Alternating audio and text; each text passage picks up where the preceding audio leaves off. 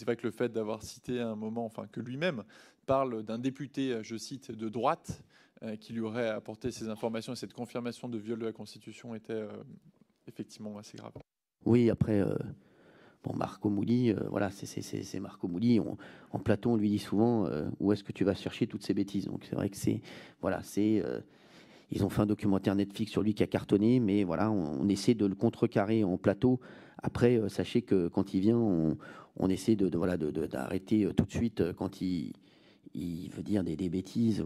Sachez que en coulisses, il en dit énormément plus. Voilà, ou bien quand voilà. Après, Marco, c'est Marco et les gens l'aiment aussi pour ça. Mme Colbock, est-ce que vous avez un rebond? Oui, juste, merci Monsieur Hanouna pour ces explications. Bien sûr, l'affaire Lola a ému la France entière et évidemment, cette histoire est terrible.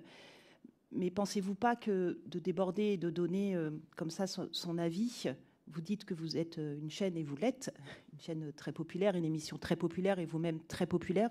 Pensez-vous pas que ça amène peut-être des personnes à faire justice soi-même et du coup à entraîner aussi du lynchage en ligne? Je ne parle pas que de cette affaire Lola, mais de manière générale, d'être dans la prudence.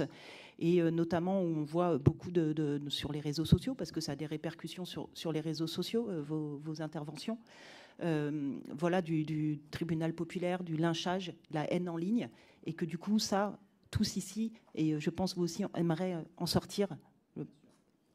Là, merci en tout cas pour votre question qui est très intéressante, parce que c'est vrai que on traite énormément, sachez-le, de tous ces problèmes sur les réseaux et on se bat. Parce que vous savez, ici, je ne sais pas qui regarde l'émission régulièrement, mais là, bien sûr, vous venez là et vous retenez que les mauvaises choses de l'émission. Je ne sais pas si vous avez remarqué, ça fait maintenant bientôt 2 heures que je suis là et on parle des 4 mêmes sujets.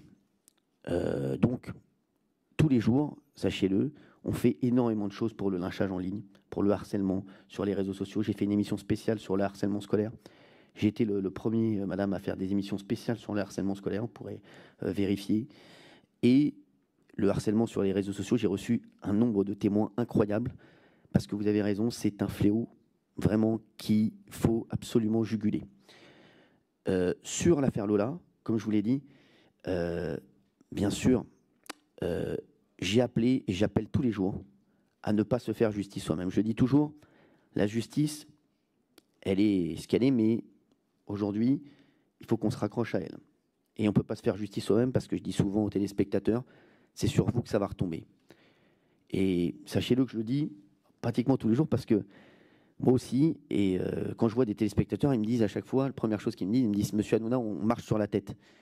Et c'est vrai que on marche sur la tête parfois sur des décisions qui sont très longues à être prises et des jugements, mais c'est la justice aujourd'hui, malheureusement, on ne peut pas en vouloir aux juges. On va passer à l'orateur suivant. Oui, juste pour que chacun se prépare. Donc, nous aurons le vice-président Gauthier, Mme Taïe-Polian, M. Jacobelli, Mme Calvez, M. Tchanis, M. Guiraud, M. Ménager. Donc,